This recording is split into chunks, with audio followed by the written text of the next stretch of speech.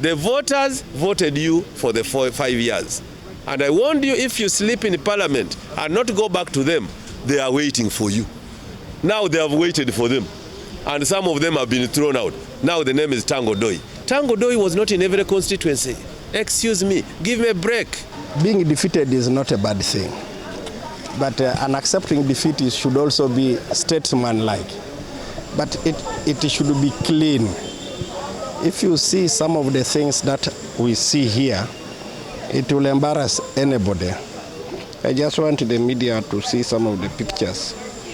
Then you will see, if you see what happened in some areas, where children of 6 years were made to stand on the line, where children would run from one school children, you line here, then you run to the next line. That's not a democracy one. After an election, candidates who have used their resources, candidates who have felt they are cheated, have anger. So the only way of sorting that anger should be petitions, not abusive press conferences, not demeaning press conferences, not violence, as is exhibited in some third world districts of a second world country like Uganda. So what we want is, we are very grateful, first of all, to Muzee for allowing a tribunal to start looking into those cases. Now the tribunal should study it and be able to let us know what happens. If the tribunal advises that we can stand like they did to Her Excellency the Vice President, Her Excellency the Vice President in 2021, in one of the sub-counties where there were even no people, they alleged that she had lost in that sub-county by 7,000 votes. That's in Okore.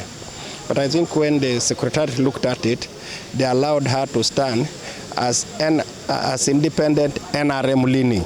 That's all most of us will want to. So that we go to the last mile and let us be defeated at that last mile, and then we are cautious. Our conscience is very free that yes, we were defeated because the population didn't want us, but not because children lied and then we just respected the policies. The policies are good, everything is good, but that's not acceptable. Uganda is now in the middle income status or in middle income level, but we have districts which want to solve issues violently. We want high-stake politicians who use the people. They don't present their children who are in the international schools to go to the streets to demonstrate against government. They don't use their children who are in high school, very big schools, to go and demonstrate when things are not going their way. They use people's children. I want to categorically say, you use people's children, the people's children are tear-gassed, some are killed. Yet yours are in international schools outside your districts. You call for demonstrations because you've lost elections. And you use people's children to do that, not knowing you are demeaning the same government you serve. Because every demonstration you organize, every press conference you organize against your own government after a political disagreement is a demeaning of your government. You find a minister has lost election, also parades herself within the press, castigating the government, he or she walks in. That is not political maturity at all. Calling people, go and demonstrate, but why don't you take your children first in the front line? Why do you make peasants' children be tear-gassed or be caned, be injured? So we condemn violence in the strongest terms. We have an election of LOC 5 on Thursday, the 24th. And we shall not want any impediment in any district of Uganda by politicians who have lost or politicians who are still grieving, demanding that no election should take place. You had your chance. Leave others also get their chance. If you are honorable members and you are nationalistic, why do you say, I have gone through or I have tried mine, but you don't want others to try theirs? So we call upon all politicians, whatever the outcome of the results, not to interfere with the LOC 5 election for flag bearers. We call upon them not to interfere with the LOC 5 elections. The LOC 5s have put a lot of their money, they have put a lot of their time campaigning. Now, because you lost in Kamuli, you lost in Tororo, you lost in Arjumani, you lost in Buyende, or you lost in Namutumba, you are organizing demonstrations. We are saying that is not leadership. That is not nationalistic. Is NRM a part of violence? No. But some individuals within NRM are badly brought up. We have 104, but some of them, I don't know the number, are not real petitions. So their concern will be addressed. They have to come in up to when? When are we seeing that? 5 days after a release of results, 5 days after declaration, like I've declared, he must count 5 days to a petition. Obululu buno bwali butambudde bulungi nga busoose okutambula ku makya, naye bwe twatandika okuwulira results irregular ebintu ne bikyuka, ng'olaba nti abakulembeze baffe ba chairpersons ne ba registrars ab'omu byalo ebyekatabi nnyo mu katabi kusinga ne Bussi benyigira mu kulonda kuno, ate ne bakyusa results. Turn up nga bwe mwagiraba lwali lunaku lwa kukola, twali tetusuubira abantu kuba okusukka ng'abantu 100 mu bitundu bino naddala bino ebiri urban, naye polling centers ezimu za reporting abantu 2,000 awamu ne ba reporting abantu 800 between 10 and midday.